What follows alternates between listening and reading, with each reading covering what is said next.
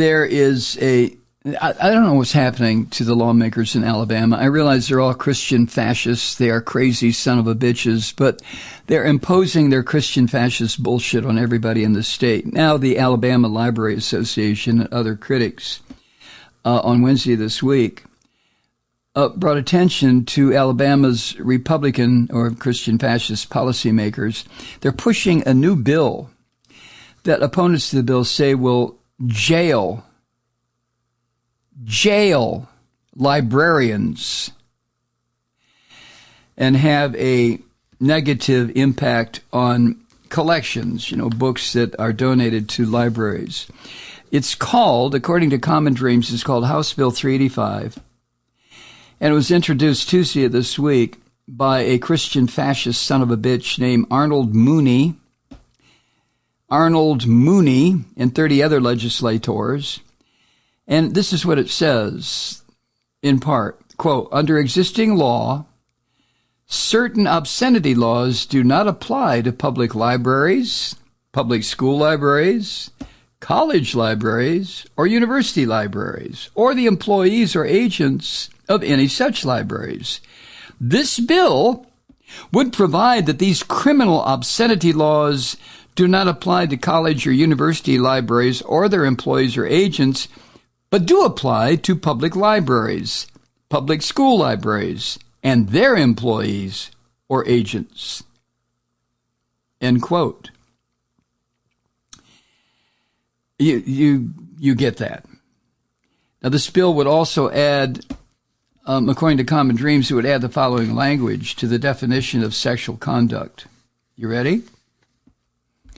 Quote, any sexual or gender-oriented material that knowingly exposes minors to persons who are dressed in sexually revealing, exaggerated, or provocative clothing or costumes, or are stripping, or engaged in lewd or lascivious dancing, presentations, or activities in K-12 public schools, public libraries, and other public places where minors are expected and are known to be present without parental consent. End quote. That is their definition of sexual conduct. Boy, have I been out of the loop. I had no idea it was expanded to include provocative clothing. I guess that the people in Alabama who have beautiful beaches down on the Gulf of Mexico, I guess they're not, the teenagers, the kids, K through 12, I mean, those include 17-year-olds are not going to be able to go to the beach. Because guess what? On Dauphin Island, which is just off the coast of Alabama, there's a bridge going out there. On Dauphin Island, they have beautiful beaches and sand dunes and a resort area. And I've been there and I have seen, listen, psst, come here. I have seen women, and I mean like 17, 18, 19-year-old women, and some older women too. I have seen them out there in bikinis. And you can see, the part of their anatomy that they sit on. Jesus Christ.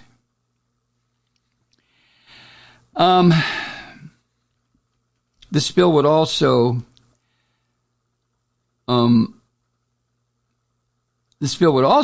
add the following language to.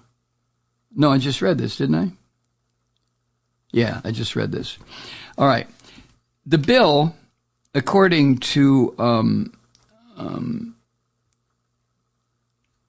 people who are opposed to it, this is what Matthew Lane, the president of the Alabama Library Association, said, quote, this bill is government overreach, robs parents of their rights, would have a chilling effect on free speech, by potentially incarcerating librarians because particular books are available, including even the Bible, End quote. No, no, no, no, no, Mr. Matthew Lane. You don't understand. The Bible is always exempted. That filthy, goddamn, obscene book, the Bible, that collection of the most horrible shit that you can imagine, with mass executions and murders of entire cities and rape and incest and adultery and hangings and eviscerations and the murder of fetuses still inside their mother's wombs. Come on, that's the Bible. Death and destruction, fire, hell. No, there's an exemption for that book. But if the librarians have that book in their library, okay, that's cool. But if the librarians have a book that talks about some teenager who was born with, say, male genitalia, but realized she was a female, that librarian could be jailed if this bill becomes law. Anyway, according to Matthew Lane, he said this, quote, under HB 385, that's what this bill is, public and school librarians could be penalized or even arrested by prosecutors eager to follow the demands of the Alabama Republican chairperson John Wall, who's an Alabama Public Library Service Board member, who is willing to jail librarians for having books he considers unacceptable. Matthew Lane added this, quote, this bill is government overreach, robs parents of their rights, and would have a chilling effect on free speech by potentially, I just said this, incarcerating librarians because they have books that talk about this kind of stuff, even the Bible. But like I said, no, there's always an exemption for religious horse shit, especially Christian horse shit. You know, the stuff that's found in this compendium of madness called the Holy Bible. Both books, they're both crazier than hell. God created the universe. He saw it was dark, so he said, well, let's make some light. Please.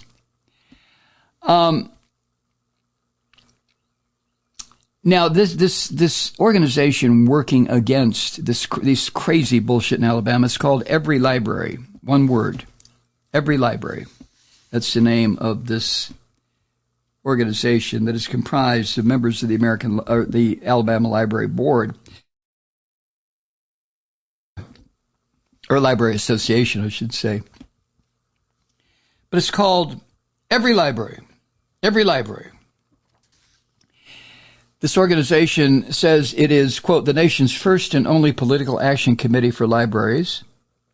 It's created a web page where Alabama residents can send a pre-written message to their state reps, voicing their either wonderful support of this beautiful Christ-driven law or their outrage at this horrible demonic-led law bill.